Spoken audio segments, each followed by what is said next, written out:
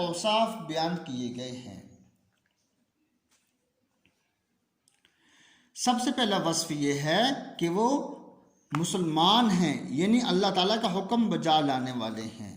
مسلمان مرد اور مسلمان کس سے کہا کہتے ہیں؟ مسلمان اس کے متعلق کہا جاتا ہے جو اللہ تعالیٰ کا حکم اور رسول اکرم صلی اللہ علیہ وسلم کے طریقے کو بجا لانے والا ہو، اس کو مسلمان کہا جاتا ہے۔ نمبر 2، وہ مومن ہیں، یعنی کہ درست عقیدہ رکھنے والے ہیں۔ نمبر 3، مطیع و فرما بردار ہیں۔ نمبر 4، وہ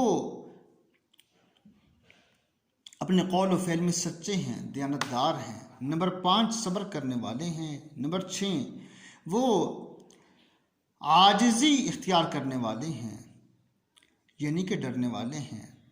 نمبر 7، وہ صدقہ و خیرات کرنے والے ہیں۔ نمبر 8، وہ روزہ رکھنے والے ہیں۔ نمبر 9، وہ اپنی شرمگاہوں کی حفاظت کرنے والے ہیں۔ اور نمبر 10، وہ اللہ تعالیٰ کو کثرت سے یاد کرنے والے ہیں۔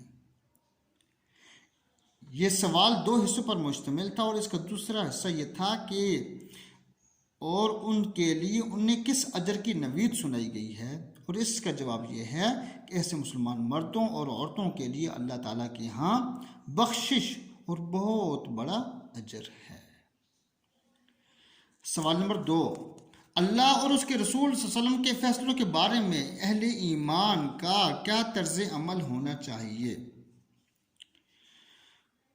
اس سوال کا جواب یہ ہے کہ اللہ اور اس کے رسول کے فیصلوں کے بارے میں اہل ایمان کا طرز عمل یہ ہونا چاہیے کہ انہیں چاہیے کہ وہ اللہ تعالیٰ اور اللہ کے رسول صلی اللہ علیہ وسلم کے کیے گئے فیصلے کو ہر حال میں قبول کریں، اور اس میں ذرا برابر بھی کمی بیشی کا اپنے لیے کچھ اختیار باقی نہ سمجھیں۔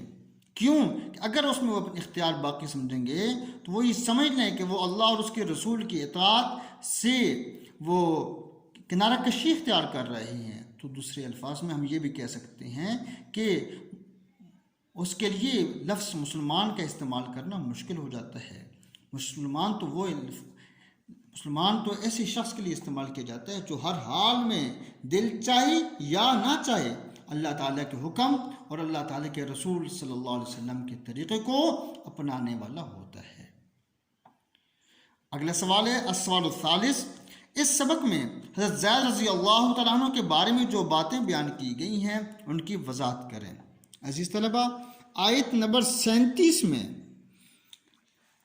یہ حضرت زید رضی اللہ تعالیٰ عنہ کے متعلق ہے۔ اب اس سوال کے جواب کو اچھی طرح غور سے سنیے گا تاکہ آپ کو ساتھ ساتھ وہ آیت بھی اچھی طرح سمجھ آ جائے۔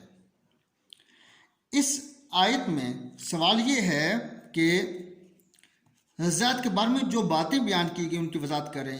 تو میں آپ کو بتاتا چلوں کہ حضرت زید رضی اللہ تعالیٰ عنہ کے متعلق یہاں پر 3 باتیں ہیں۔ پہلی بات یہ ہے حضرت زید رضی اللہ تعالیٰ عنہ کا حضرت زینب رضی اللہ تعالیٰ عنہا سے نکاح کرنا۔ دوسری بات حضرت زید رضی اللہ تعالیٰ عنہ کا حضرت زینب رضی اللہ تعالیٰ عنہ کو طلاق دینا۔ اور تیسری بات نبی اکرم صلی اللہ علیہ وسلم کا حضرت زینب رضی اللہ تعالیٰ عنہ سے نکاح کرنا۔ اب پہلی بات ہے حضرت زید رضی اللہ تعالیٰ عنہ کا حضرت زینب رضی اللہ تعالیٰ عنہ سے نکاح کرنا۔ حضرت زید رضی اللہ تعالیٰ عنہ اپنی ذات میں نبی کریم صلی اللہ علیہ وسلم کے ایک آزاد کردہ غلام اور منہ بولے بیٹے تھے۔ آپ صلی اللہ علیہ وسلم نے حضرت زینب رضی اللہ تعالی عنہا کا نکاح اپنی پھوپھی ذات بہن حضرت زینب رضی اللہ تعالی عنہا سے کر دیا، لیکن حضرت زینب رضی اللہ تعالی عنہا ایک اونچے خاندان سے، ایک بڑے خاندان سے ان کا تعلق تھا، اور حضرت زید رضی اللہ تعالی عنہ ایک صرف ادنا سے آزاد کردہ غلام تھے۔ تو اب ان دونوں میں آپس میں کوئی زیادہ عرصہ یہ شادی چل نہیں پائی، اختلافات شروع ہو گئے اور کرتے کرتے اختلافات بڑھ گئے، اور بنیادی وجہ یہی تھی کہ حضرت زید رضی اللہ تعالیٰ عنہ ایک آزاد کردہ غلام تھے، حضرت زینب رضی اللہ تعالیٰ عنہ ایک اونچے خاندان سے تعلق رکھتی تھیں، دونوں میں بہت زیادہ فرق تھا، اور اس فرق کی وجہ سے وقت کے ساتھ ساتھ حضرت زینب رضی اللہ تعالی عنہ حضرت زید رضی اللہ تعالی عنہ کو اپنے اس اونچے نسب کے حوالے سے احساس دلانا شروع کر دیتی تھیں، جس کی وجہ سے یہ شادی زیادہ عرصہ چل نہیں پائی۔ آخرکار یہ ہوا۔ اب دوسری بات ہے حضرت زید کا حضرت زینب کو طلاق دینا۔ اب اس کی وضاحت، حضرت زید رضی اللہ تعالی عنہ نے اس سارے مسئلے کا ایک ہی حل سمجھا، اور وہ حل یہ تھا کہ وہ حضرت زینب رضی اللہ تعالی عنہا کو طلاق دے دیں اور اپنے آپ کو ذہنی جو خلفشار ہے، جو پریشانیاں ہیں، وہ اس سے اپنے آپ کو بچا لیں۔ چنانچہ انہوں نے حضرت زینب رضی اللہ تعالی عنہا کو طلاق دے دی، اور ایک غلام کا ایک اعلیٰ اور اچھے نسب والی عورت کو طلاق دینا، یہ حضرت زینب رضی اللہ تعالی عنہا کے خاندان کے لیے ایک بہت بڑا صدمہ ثابت ہوئی۔ اب تیسرا پوائنٹ، نبی کریم صلی اللہ علیہ وسلم کا حضرت زینب سے نکاح کرنا۔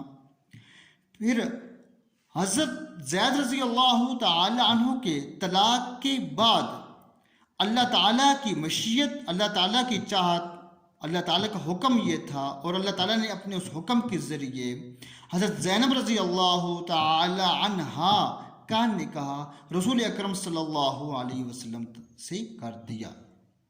اس نکاح سے ایک طرف حضرت زینب رضی اللہ تعالی عنہ کی دلجوئی ہوئی، اور دوسری طرف جاہلیت کی اس رسم کا خاتمہ ہوا کہ منہ بولے بیٹے کی متعلقہ سے نکاح حرام ہے۔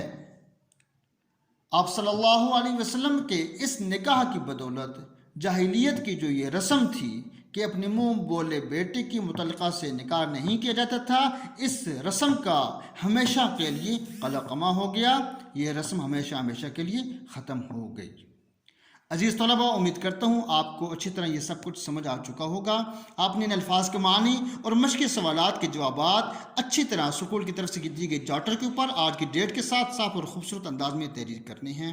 انشاءاللہ جب سکول کھلے گا تو پہلی فرصت میں آپ کا کام باقاعدہ طور پر چیک کیا جائے گا۔ اب اگلے لیکچر میں اس سے آگے پڑھیں گے، تب تک کے لیے اللہ حافظ۔ السلام علیکم ورحمۃ اللہ وبرکاتہ۔